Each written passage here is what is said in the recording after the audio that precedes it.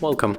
If you want to use split screen in your XIAOMI Mi 10T, at the first you have to open apps that you are going to use. So I will go for Gallery and also for the Play Store.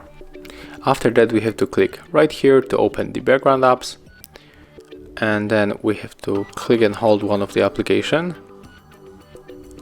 Tap right here. Right now the first one is open in the split screen, and then tap on the second app. And as you can see right now, we are able to work on the two apps at the same time. Of course, we can change the size of the application by moving this switcher. And you can also close this mode by swiping like that. And that's how it looks. Thank you guys for watching. Leave thumbs ups, comments and subscribe to our channel.